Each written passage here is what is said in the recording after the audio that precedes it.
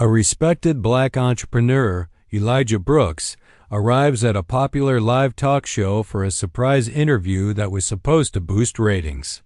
But from the moment he steps onto the stage, the arrogant TV host, Darren Slate, humiliates him in front of millions. Elijah's calm, razor-sharp response leaves the audience holding their breath for what's about to unfold. "We don't put your kind in the prime slot, know your place." The words hissed through the bright, sterile lights of Studio B, bouncing off glassy panels and half-silenced gasps from the crew. The cameras weren't rolling yet, but the stage already burned with tension hotter than the overhead spots. Rows of empty audience seats stared back like waiting witnesses. Darren Slate leaned back in his padded leather chair, smirking like he owned the air itself. The king of late-night controversy, his name glittered behind him in chrome letters taller than Elijah Brooks himself. Darren adjusted his cufflinks, each movement screaming entitlement. Another white man who'd made his fortune mocking those he thought were beneath him. Elijah stood center stage, shoulders relaxed in a tailored charcoal suit that refused to wrinkle under cheap insults. A faint hum of the cameras powering up filled the silence. His eyes flickered from Darren to the rows of crew members frozen in place, young interns clutching clipboards, a nervous producer mouthing silent apologies, but no one stepped forward. No one ever did. Under the harsh lights, Elijah's skin looked like polished obsidian, unbothered, unbreakable. He knew this was never just an interview. It was bait, another circus moment to push ratings sky high by humiliating a black man who dared to sit at the same table as billionaires and senators. Darren leaned forward, voice dripping sarcasm. "So tell me, Mr. Brooks, how does it feel to be tonight's diversity trophy? Smile pretty, say something inspirational, then disappear when the credits roll." Elijah didn't flinch. He let the words pass through him like smoke drifting through a cracked window. He'd spent a lifetime building empires people swore he'd never touch: tech, real estate, clean energy. And here he stood, about to be paraded for amusement, his legacy reduced to a cheap soundbite. The stage manager made a throat-cutting motion behind Darren's back too late. The cameras switched on with a dull click. The red "Live" sign flickered to life above the set. America was watching now, millions leaning forward from couches and bar stools. Darren Slate was about to feast. "Ladies and gentlemen." Darren boomed, flashing a grin sharp enough to slice butter. "Tonight, we welcome a very special guest, a man who proves anyone can make it if they just work hard enough. The American dream in a tailored suit. Let's give a warm hand to Elijah Brooks." Polite applause from the on-set crew. Elijah stepped forward, settled into the chair opposite Darren, their knees inches apart yet worlds away. Darren's cologne, a bitter mix of money and sweat, hung heavy between them. "Tell us, Elijah," Darren said, leaning so close Elijah could see the reflection of studio lights in his bleached teeth. "How does a man like you climb out of the mud and find himself here, sitting across from a man like me?" The word mud dripped from his tongue, ugly and deliberate. A few people in the shadows winced. Elijah's left hand rested calmly on his knee, the other tapping once, twice. On the armrest, a drummer counting in a storm. He thought about his mother's prayers whispered over kitchen sinks, about years spent pitching ideas to rooms that smelled just like this, rooms that reeked of power wrapped in polite racism. And he thought about the billions now tied to his name, the schools he'd built, the families lifted out of the same mud Darren mocked. Slowly, Elijah leaned back, crossed one leg over the other, and let a small, knowing smile creep across his face.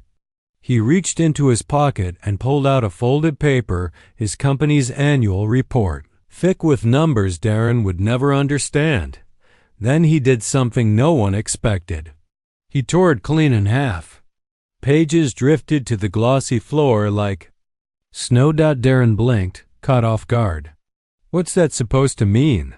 He sneered, but his voice cracked, just barely. Elijah met his gaze, eyes steady as a midnight sky. "It means," he said, voice soft but cutting, "you don't own my story. Not tonight." Silence swallowed the stage. One of the interns dropped a pen, its tiny clatter echoing like a gunshot. The audience seats remained empty.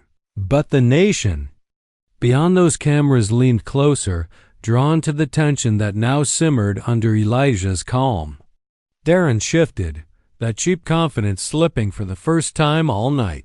Outside the studio glass, a single camera drone hovered, its red light blinking, streaming this moment lived to phones and living rooms coast to coast.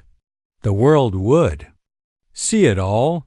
Elijah's smile widened, just enough to show he'd come prepared for every insult. He leaned in, voice low enough only Darren could hear, yet clear enough for every mic to catch. "Let's see how America likes it," he murmured. "When the puppet learns to cut his own strings."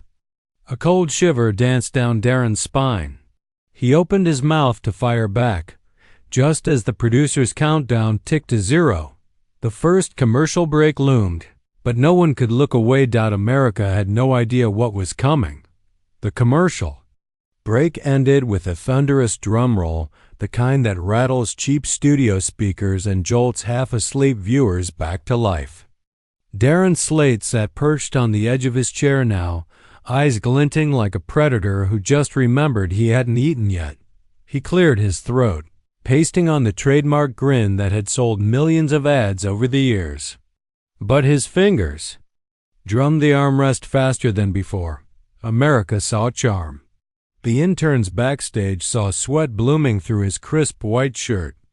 "Welcome back, America," Darren barked, voice echoing. "If you're just joining us, lucky you. You get to witness the American dream and all its shiny promises." He shot Elijah a side glance, dripping with venom disguised as banter. "Brought to you by a man who pulled himself up by his bootstraps, right, Elijah?" Elijah tilted his head as if considering whether it was worth correcting such a stale cliché. The studio lights gleamed off the edges of his watch, solid steel, engraved with his father's initials. He leaned toward the mic, voice calm. There were no boots. Just a mother with 2 jobs and a father buried before he could see who I'd become. A hush draped itself over the crew. The line wasn't delivered for pity, it was a fact, dropped like a stone in a still pond.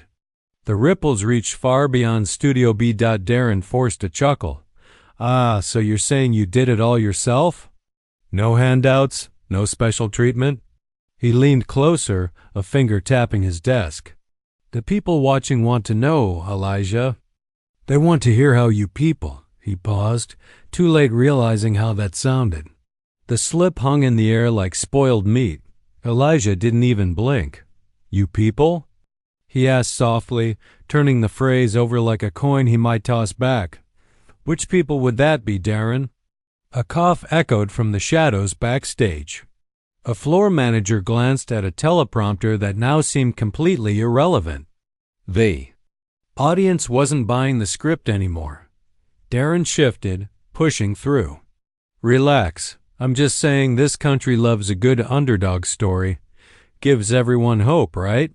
That's why you're here tonight. That's why people like me." He paused again, trying to fix the word. "We bring you on to inspire the next generation." Elijah laughed low, genuine, unhurried. It wasn't the reaction Darren expected. The sound alone was enough to make a few crew members exchange nervous glances. "You think I'm here to inspire?" Elijah asked, settling back in his chair, like a king in a borrowed throne. "You think they tuned in tonight to see me smile, nod, say thank you for crumbs they were always owed?" Darren opened his mouth, but Elijah raised a single finger. The same hand that had once held a paintbrush as a teenager, working construction sites after school. The same hand that now signed deals bigger than Darren's entire net worth. "You don't get it, Darren," Elijah continued. "You think these people out there, He gestured to the blinking red light, the millions behind it. "Are watching me. They're not. They're watching you." The words slipped under Darren's skin, needling every fragile piece of ego he'd built his empire on. Elijah's voice stayed calm, conversational. "They're watching to see if the man who built his fame tearing people down can handle someone who won't break." Somewhere backstage, an assistant director mouthed, "This is gold." The ratings bar on her screen shot up in real time. Every spike meant more ads, more sponsors, more money. But Darren didn't care about sponsors now, he cared about control. And it was slipping through his manicured fingers. "Tell me, Elijah," Darren snapped, desperate for ground. "How does a kid from nowhere get millions in investment money? All legal, right? All fair and square? Or did you lean on a little sympathy, play the race card maybe?" A few gasps from the crew. Even the camera operator tightened his grip. The nation held its breath. Elijah didn't flinch. Instead, he looked straight into camera one, the main feed that broadcast his face. "To every bar, bedroom, and break room in America, I built my company," he said, voice steady, eyes unwavering. "The same way you built your show-off people's attention. The difference is, I built something worth watching." A single laugh burst from someone offstage, quickly silenced, but enough for Darren to hear. His jaw tightened. The lights felt hotter now, each bulb a tiny sundot somewhere in the wings. The producer leaned into her headset. "Keep rolling. Do not cut to break." Elijah leaned forward, closing the few inches of air between him and Darren. "You invited me here to be your ratings bump, and you're welcome for it. But when you sell fear and outrage long enough, you forget what real power looks like when it walks in wearing your mic." He tapped the microphone clipped to his lapel, 3 soft taps that pulsed through millions of speakers across the nation. The trap Darren thought he'd set had flipped. The predator was now prey, and the studio felt it in the electric silence.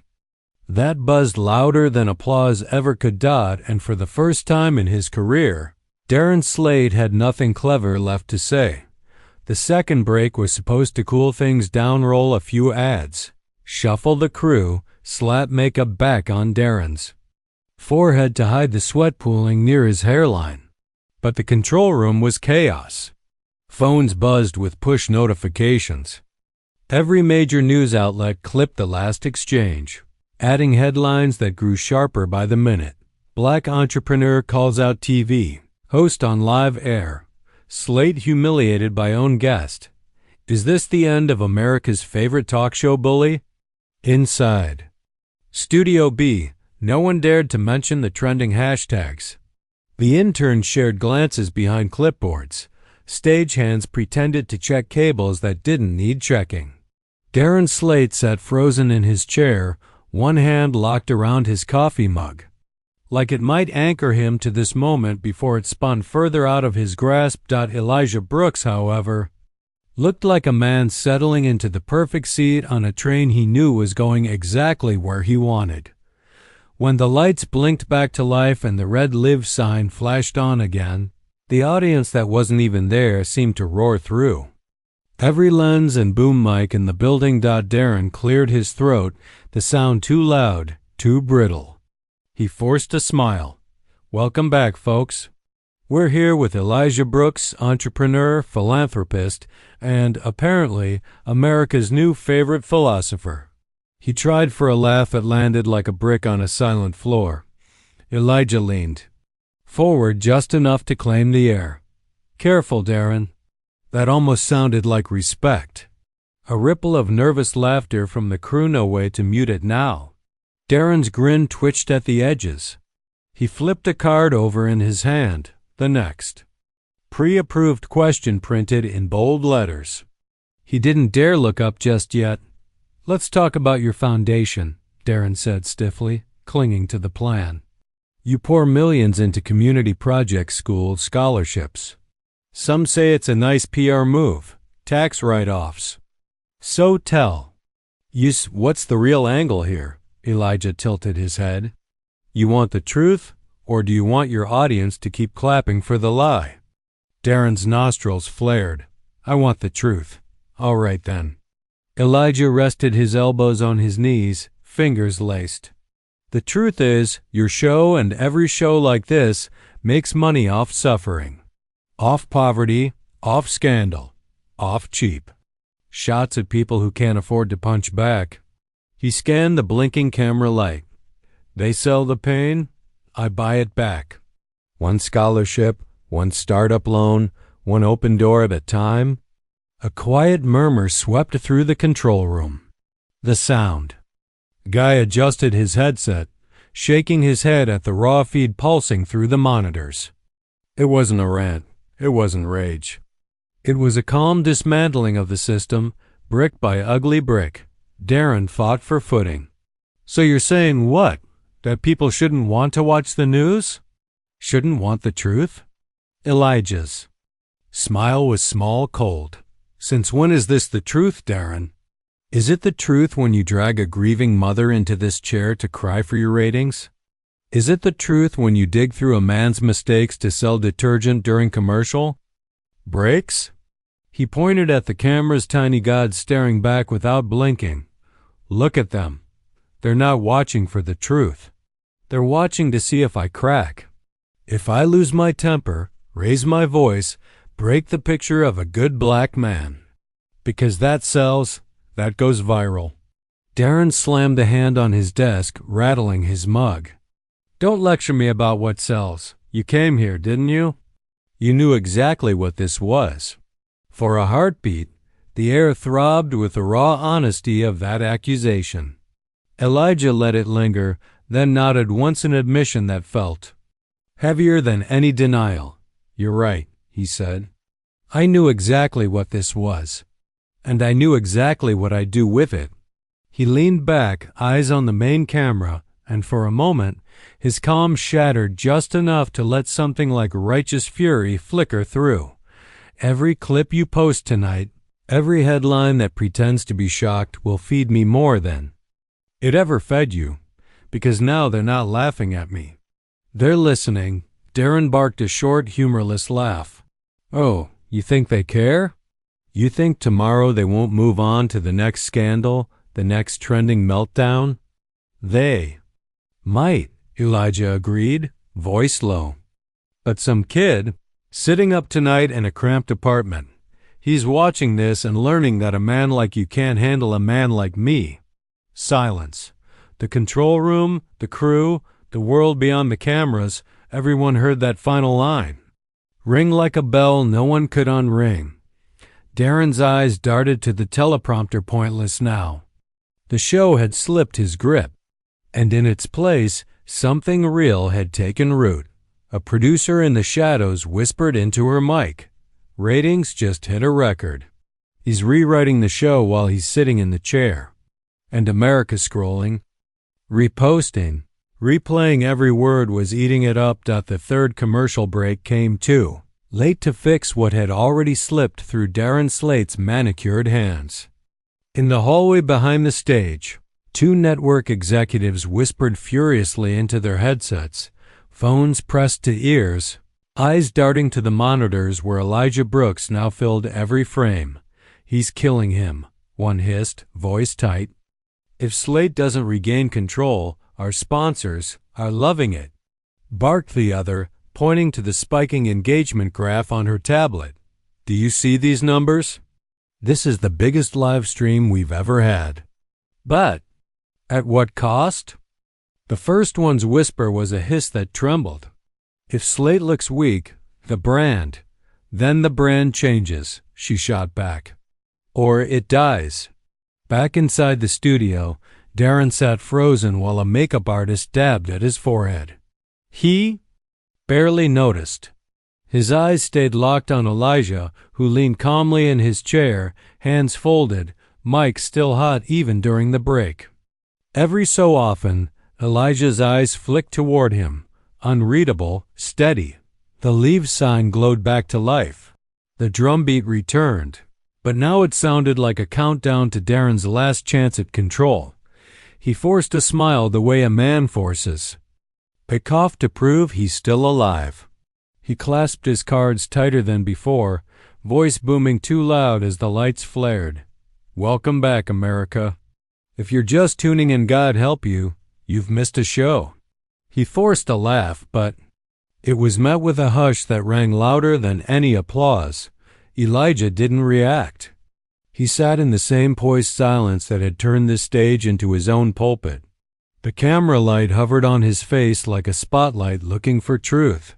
So, Mr. Brooks, Darren began, drawing out each syllable like a knife. You've made your point tonight. You think you're untouchable, above this machine that made you relevant in the first place. Elijah raised an eyebrow. Relevant? Darren leaned forward, voice low, conspiratorial, the predator's final move. You think these people care about you tomorrow? Next week? When the hashtags stop trending and the next scandal knocks you off the feed, what then? He slapped a file on his desk, a folder thick with paper, headlines, printouts. The top page showed a photo of Elijah as a young man, flanked by protesters, fists raised. Let's talk about your past, Elijah, Darren said, his grin stretched tight and trembling. Arrests, sit-ins, fights, civil disobedience. You want to sit here and play the dignified hero, but you were once just another angry kid on the street. A hush swept the studio. The crew stiffened. The interns sucked in breaths. Even the humming equipment seemed to hold its voice. Elijah stared at the folder, at his own history laid bare like a cheap trap. Then he did the one thing Darren didn't expect. He nodded. You're right, Elijah said, his voice so calm it felt like a hand pressed gently to a roaring flame. I was angry. I was arrested. I stood where I wasn't welcome. I shouted when they told me to sit down. He paused, eyes lifting to Darren's, pinning him there like an insect under glass. And tell me, how does that make me any different from the men who wrote this country's history? The ones who dumped tea into a harbor, who fought crowns. And kings who bled for the idea that no man should bow to another. Darren opened his mouth. Nothing came out.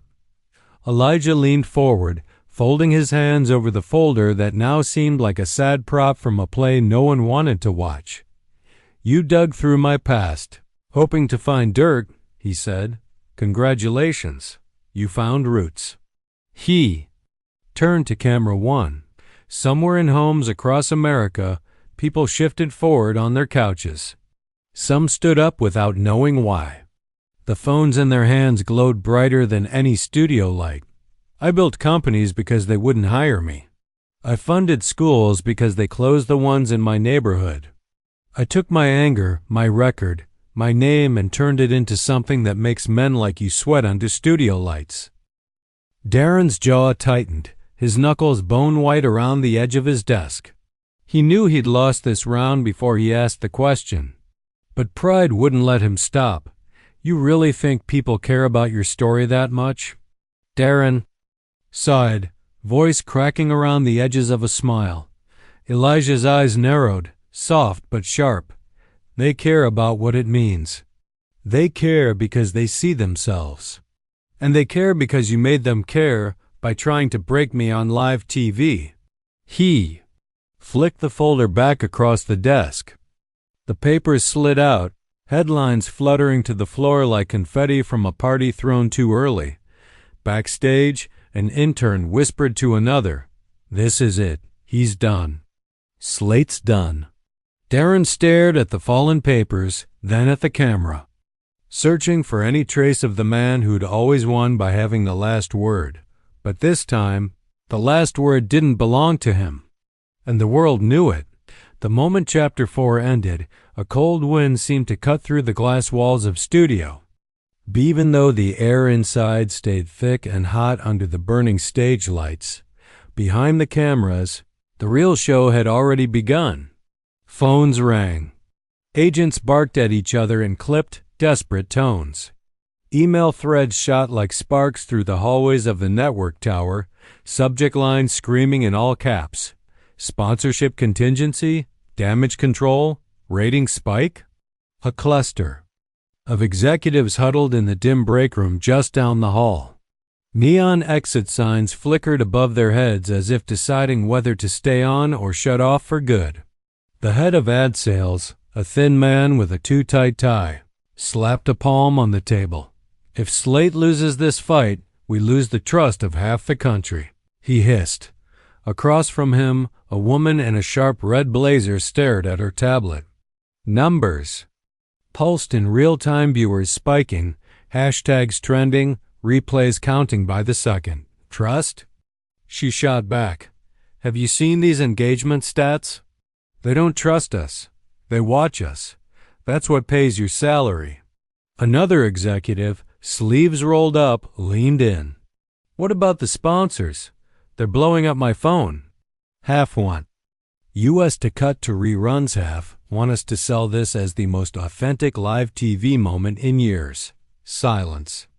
Then the woman in red dropped her verdict. "We keep rolling. If Slate wants to destroy himself on national TV, so be it. The people are here for the bonfire." Meanwhile, inside the studio, the bonfire burned hotter by the second.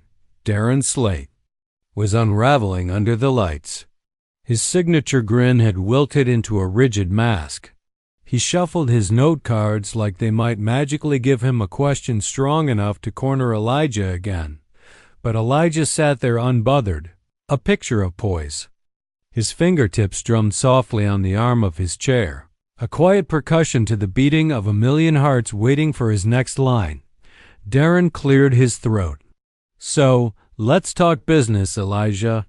You're here bragging about community investments, scholarships, feel-good charity work." Elijah lifted a brow but said nothing yet. Darren forced a chuckle. "But what's your actual profit? You're not just some saint, are you? You have shareholders. You answer to boards. You take fair money too. Tell the people at home how much you make off the story you're selling."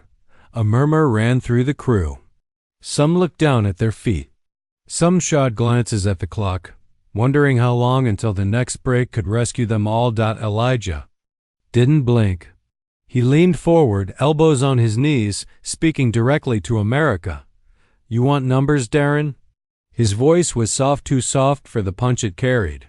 "Fine, here's a number. $28 million. Darren scoffed. "Your salary?" "No," Elijah said, shaking his head. "That's what your network made last quarter just from my people's pain. Police footage reruns, protest clips, headlines about crime in black neighborhoods. Every headline a tragedy, every tragedy another ad slot sold during your show." Darren's mouth opened, but no sound came. Elijah went on, unhurried, every word landing like a quiet hammer on a cheap wall. "My company, my real company, pays for free coding boot camps, grants for single mothers starting businesses, emergency loans for black-owned shops targeted by big chains. We turn profit, yes, but we don't turn it off human misery broadcast at 8 p.m. for laughs." He paused, letting the silence stretch until even the humming stage lights seemed to hush. Darren tried to claw back a piece of his show. "You're telling me," he gestured wildly, a puppet tangled in his own strings, "that all these corporations just hand you money out of the goodness of their hearts?" Elijah chuckled once. The sound held no malice, just pity for a man who still didn't get it. "They don't hand me anything," Elijah said. "They invest because my model makes their old model look stale. They buy into my vision because they know one day soon people will turn off your show for good." He sat back, draping one arm casually over the chair like he owned the whole stage. Maybe, in that moment, he did. "You see, Darren, people aren't tired of being angry. They're tired of being used by men like you to sell their anger. Behind the cameras," a producer whispered to an intern, "cut to break?" But the intern shook his head, eyes wide at the control monitor. "We can't. The sponsors just texted keep him talking. They want the whole country hooked. And so they were hooked on every quiet truth Elijah dropped while the old guard cracked under its own arrogance. Live, raw, unstoppable. The Lev light glowed redder than ever. The numbers on the ratings screen spun higher. And Darren Slate, for the first time in years, sat there with nothing to sell but silence. The cameras stayed locked on the stage, but backstage. A quiet rebellion grew in the shadows between flickering monitors and tangled cables. An intern named Jonah, 23, fresh out of college, debt heavy on his shoulders, stood near the control booth pretending to adjust a mic feed. In his pocket, his phone recorded every hissed argument, every whispered threat between producers and executives who hadn't slept since the first segment. Went nuclear. Tell him to pivot. Snapped a senior producer, sweat glistening on her temples as she pointed toward the set. He needs to pivot now. Drag him back to the script, read the next card, a tech whispered back. He threw the cards on the floor 10 minutes ago. Another producer, older and tired enough to drop any filter, barked. We built Slate to be untouchable. Now he's getting gutted by a man in a $300 suit and a $20 haircut. Jonah pressed his phone tighter against his side, the recording icon glowing under the cracked screen. He knew this clip alone raw, desperate voices of the untouchable old guard cracking, would be worth more than the paycheck Slate signed every 2 weeks. Back on stage, Darren Slate's eyes twitched to the corner of the set where the producers gathered, hoping for some silent sign of rescue, but there was none. Just the bright glare of the live sign burning hotter than the stage lights. That made his collar stick to his neck. Elijah sat forward, elbows on his knees, voice steady and low. It was the same tone that had driven venture capitalists to sign checks they didn't fully understand. The same tone that made neighborhood kids believe that change didn't always come with sirens and slogans, but sometimes with one man refusing to sit down. You look tired, Darren, Elijah said softly. No hint of mockery, just that same calm edge that turned every truth into a blade. Darren managed a smile, so thin it might have cracked under its own weight. I'm just curious. Elijah, tell me what gives you the right to sit here and judge me? What makes you so sure you're better than anyone else who's ever sat in that chair? The question should have landed like a hook, reeling Elijah back into familiar traps: pride, anger, defensiveness. But he only leaned back and let the silence grow until even the humming of the studio lights seemed to pause for breath. I'm not better, Elijah said, shrugging slightly. I'm just honest about what I am. A quiet rustle backstage. Jonah ducked behind a curtain as one of the floor managers stepped too close. He could hear it all through his earbuds now, every word, every truth being stitched into tomorrow's headlines before tonight was even over. Elijah tapped the mic on his lapel twice. You want to know what gives me the right, Darren?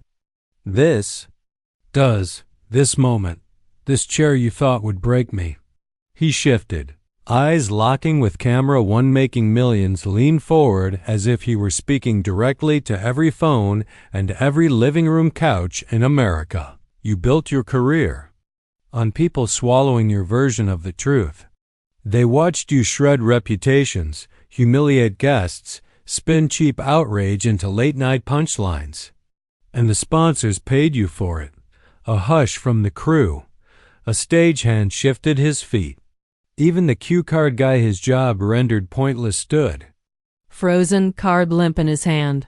But here's what they never told you. Darren, Elijah said, voice tightening just enough to snap the air. When you push people to the edge for ratings, eventually, they push back. He reached into his inner jacket pocket, pulling out a slim folder plane, gray, unbranded. He flipped it open and laid it on the desk between them. Papers inside. Glowed under the hot lights: printouts, statements, signatures. Darren's eyes darted to the folder like it was a snake coiled to strike. What's this? "The next season of your show," Elijah said, tapping the page with a single finger. "Your real season finale."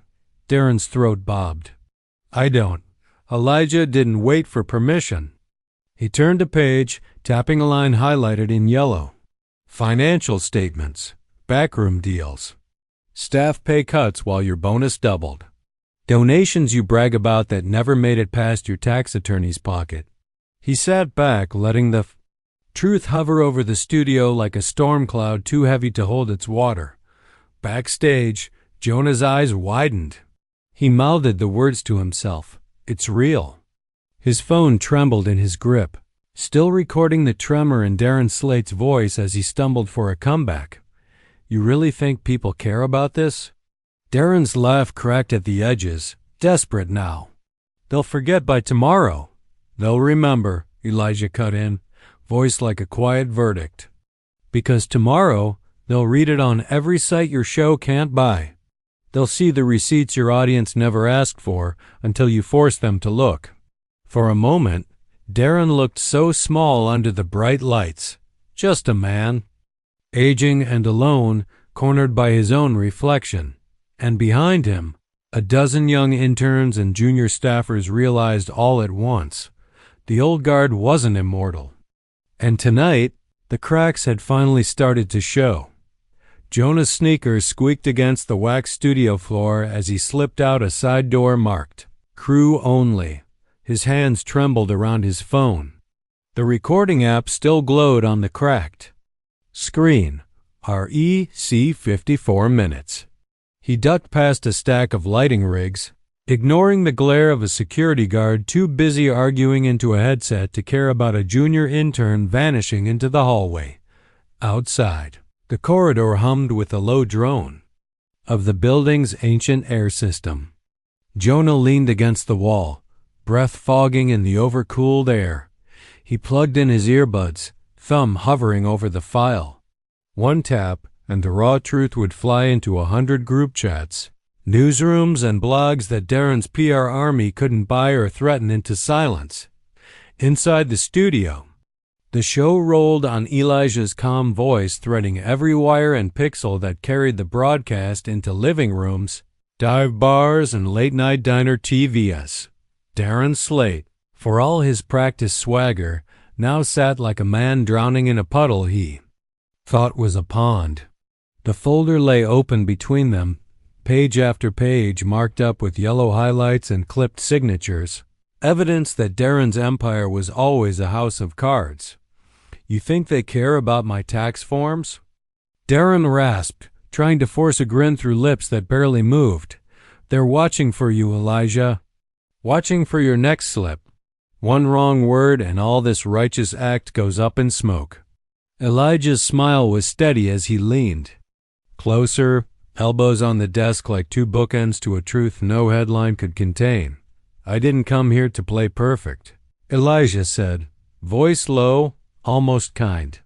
"I came here to remind people that you're not." Behind the camera, the control room pulsed with frantic whispers. A producer jabbed a finger at the clock. "We need to cut his mic. We can't let him keep going." Another voice, sharper, cut in. Too late. The sponsors pulled the leash. They want the views. They don't care if he burns the whole damn stage. Jonah huddled under a red exit sign by the fire stairs. He thumbed open his messaging app, attached the audio file, and typed a single line. "You'll want this before they bury it." He hit send once to his old college paper, once to a freelance reporter friend who hated Slate with the heat of 1,000 suns, and once to an anonymous Dropbox linked to a watchdog blog that fed on scandal like sharks fed on blood. A tremor of adrenaline pulsed through his hands as the files uploaded. He didn't know if he'd have a job tomorrow. But for the first time since he'd carried Darren's coffee and watched him spit insults at people half his age, Jonah felt clean. Back on stage, Darren gathered what shards of his pride he could still hold together. He flipped the folder shut like it might erase the words printed inside. "You think this makes you a hero?" Darren spat, voice cracking through the fake grin he'd pasted on for decades. You think they're gonna paint your face on murals now? March in the streets for you?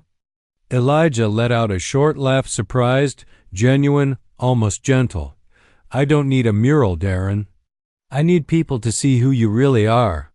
And tonight, he gestured at the lights, the cameras, the boom mics hanging like mechanical vultures. Overhead, you did all the work for me. Darren barked a humorless laugh. You think they don't already know? This country doesn't care. They pretend to care. Tomorrow they'll scroll right past this mess for the next one. Elijah's voice dropped to a hush that somehow filled every inch of the studio air. They care enough to share the clip, to talk about it in classrooms tomorrow, to argue about it in bars. That's how it starts. Darren leaned in, teeth bared. It won't change anything. And for the first time all night, Elijah's mask of calm cracked just enough to reveal the flicker of the righteous fire that had carried him from street protests to boardrooms to this very chair. You're right, he said. One night won't change the world. But every lie you told tonight, every truth you tried to bury, will wake someone up. And they'll wake someone else up. That's what terrifies you. A beat of silence so thick you could feel the weight pressing against. Every boom mic in the room. Then Elijah said the line that would loop through 1,000 news cycles by sunrise. You built your name selling poison. I came here tonight to tell people no one's forcing them to drink it anymore. In the control room, a junior producer hit send on an emergency statement that wouldn't matter. Jonah's file was already in the wind. Screens flickered as headlines auto-populated from push alerts. Slate exposed, secret tapes confirm. Backstage chaos, hashtag Elijah Brooks, trending hashtag 1. And on live TV, Darren Slate sat frozen while Elijah Brooks, unshaken, unbent, stared through the lens into a country that had no excuse left to say we didn't know. In the control room, the feed engineer's hands hovered over the cut button, but her boss's voice cracked through her headset. Don't touch it. Let it roll. We own this chaos now. The digital counter in the corner of the screen climbed in a blur. 15 million live streams. Then 20, then 25. It pulsed like a heartbeat, each number a nail in Darren Slate's coffin. Outside, the world took Elijah's words and ran with them. In a cramped dorm room 3 states away, a freshman named Rosa replayed Elijah's final line. No one's forcing them to drink it anymore. She clipped it, subtitled it, and posted it to a group chat called Rebuild Everything. By midnight, the clip hit 5 million views on its own. In a half-empty bar in Detroit, construction workers, off-duty cops, and night shift cashiers sat glued to the flickering TV bolted above the bar. They'd come for a drink and a laugh at Darren Slate's predictable swagger. Instead, they found themselves shouting at each other about who really profits when anger sells better than hope. Downtown, a giant LED billboard that usually looped stale perfume ads now replayed Elijah's calm, lethal lines, bootleg clips uploaded by hackers who'd hijacked the feed for 5 glorious, unstoppable minutes. Inside the studio, Darren Slate was drowning in silence louder than any studio applause he'd ever milked. His knuckles gripped the desk so tight, his wedding ring left a faint mark on the polished wood. Every instinct screamed for him to fight back, to crack a joke, drop a zinger, spin it all into the twisted theater he'd mastered for decades. But his mind refused to load the script. It had evaporated somewhere between Elijah's first line and Jonah's leak hitting every phone in the building. Elijah watched him, eyes calm, voice ready.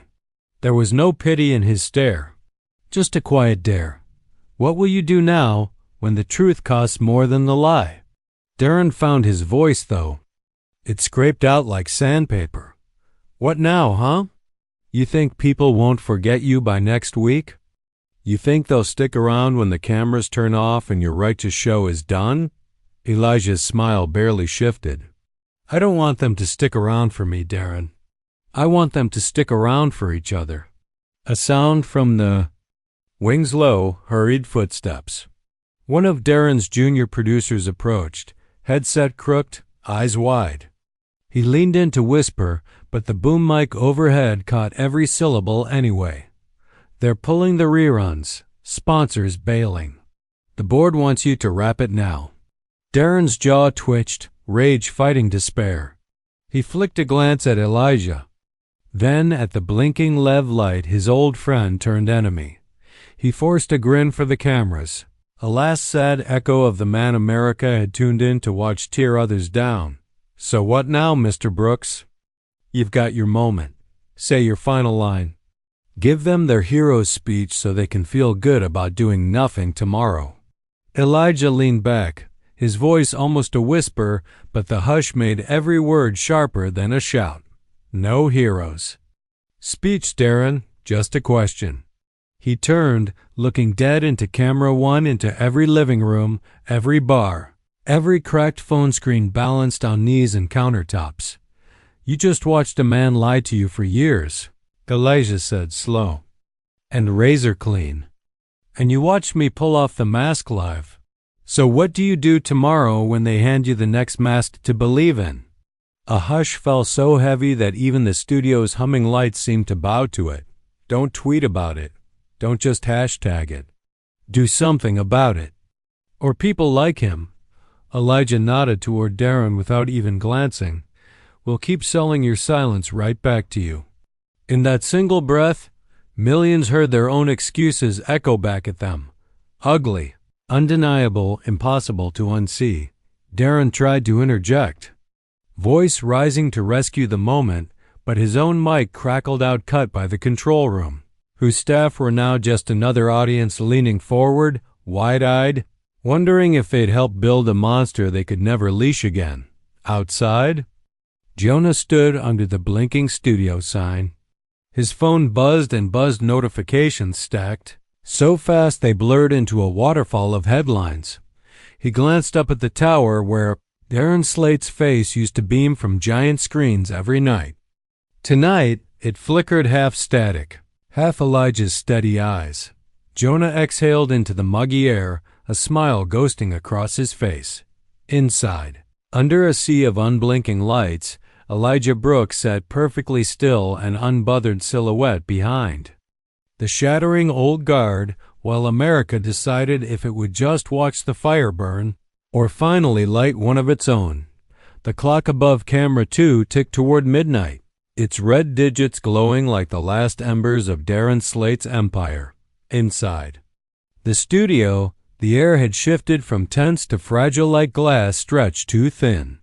You could feel every breath the crew held, every hope that maybe, somehow, the man behind the desk might claw back the power that once seemed welded to his name.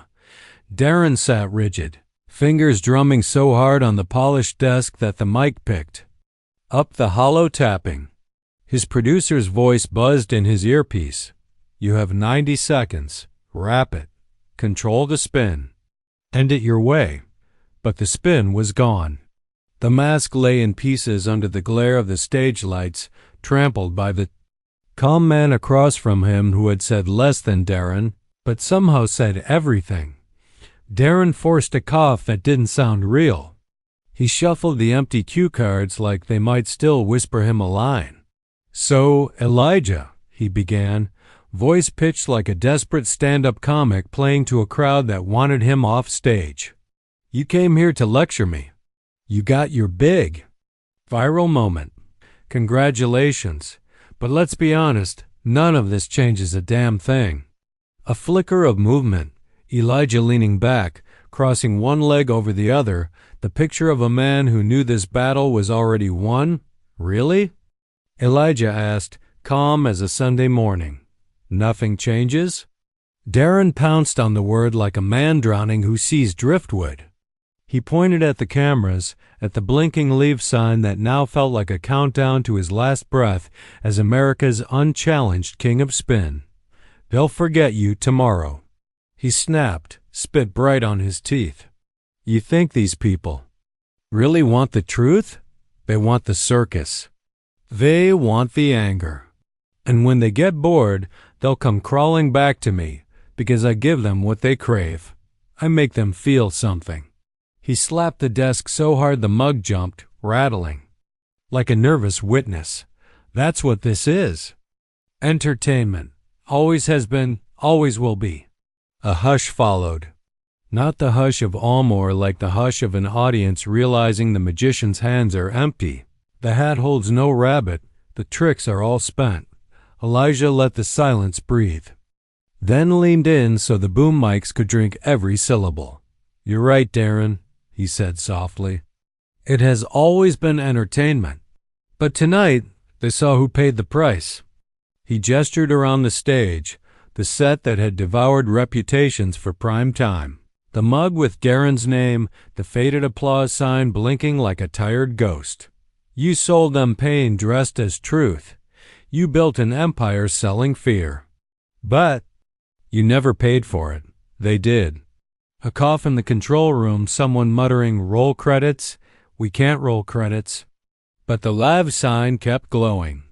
America was still watching, eyes wide, phones tilted at just the right angle to capture their own reflections as they mouthed the same word over and over. Enough. Elijah stood up slow, deliberate like a teacher closing the final page of a lesson no one could pretend they hadn't heard. "You asked what changes, Darren?" Elijah's voice cut the air so cleanly even the buzzing lights seemed to hold their breath. "Tonight, maybe nothing does. Maybe tomorrow they'll scroll right past this. Maybe they'll forget my name." He stepped around the desk close. Enough that Darren instinctively leaned back, shoulders pressed against the tall leather chair that suddenly looked like a cheap throne. "But they won't forget yours. They'll remember you lied to them. They'll remember how you cracked when the questions didn't come from your teleprompter. They'll remember this chair, this show was never about them. It was always about you." Darren opened his mouth, but the words died on his tongue, choked out by the brutal truth sitting in his own empty hands. Elijah turned to camera one, steady, unblinking. His voice dropped into the hush like a stone into still water. "America, if you're still watching, remember this moment. Not because of me, because of him. And the next time someone like Darren Slate tells you what to fear, what to hate, and who to blame, remember he's only selling you the rope to hang yourselves." In the control room, the producer whispered, "Cut the feed." The feed stayed live. Outside the studio, crowds formed under giant screens replaying the last 10 seconds on a loop. Elijah's calm face, Darren's slack jaw, the raw hush that felt bigger than one man or one show. Inside, Darren Slate sat alone under the lights, no script left. No comeback sharp enough to stitch his mask back together, and America held its breath. Because the man who had owned the stage for decades had finally been forced to share it with the truth.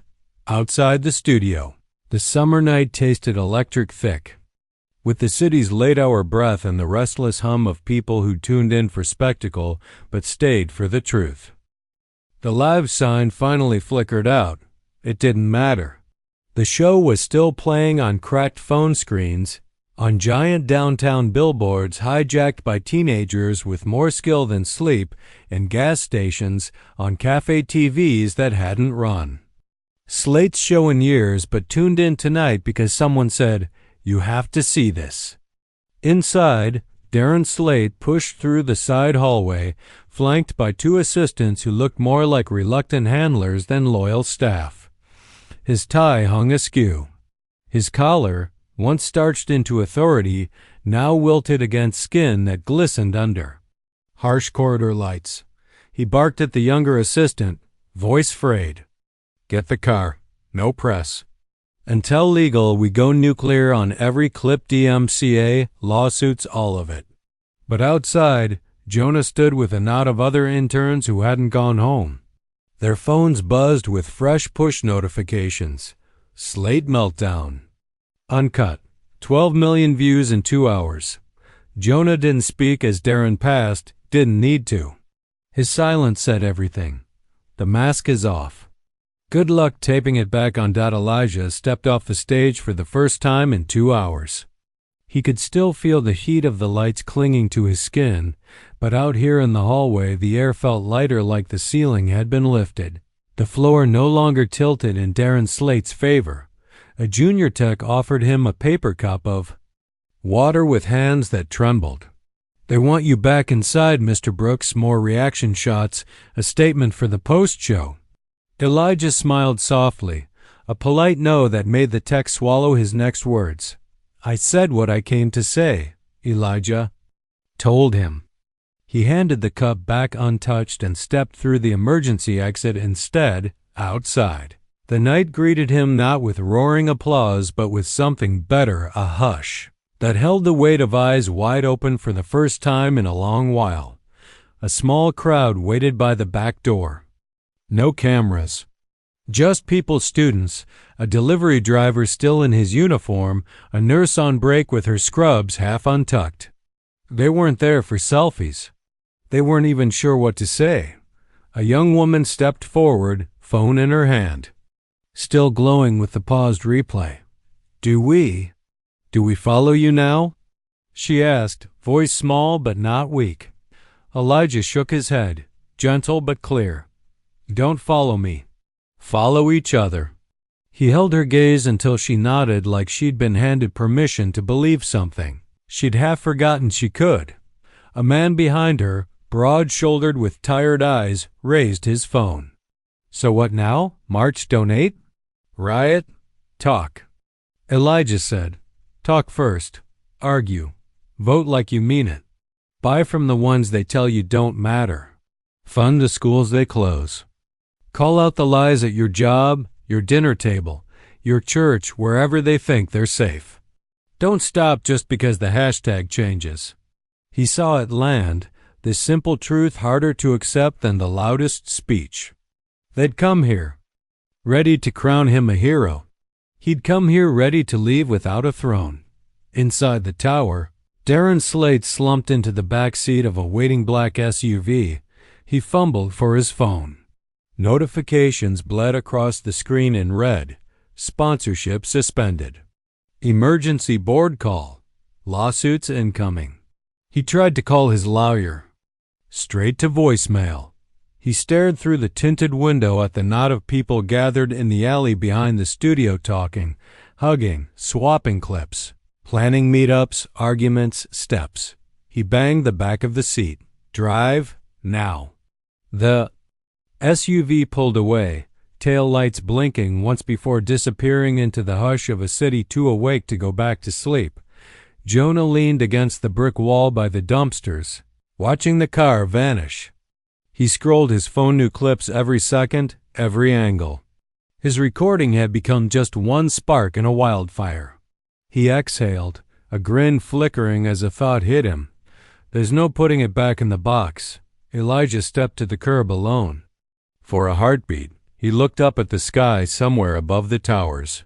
The blinking billboards, the screen still replaying Darren Slate's frozen face. He checked his watch, then slipped it back into his pocket like a man who knew his time wasn't what mattered anymore. Behind him, the young woman who'd asked if they should follow him turned to the others and spoke first. "Okay, who's got tomorrow off work?" No one answered with a cheer. They answered with plans. Shared rides, lists, names, and steps, small ones, loud ones, new ones. No fireworks ended the show. No orchestra swelled for credits.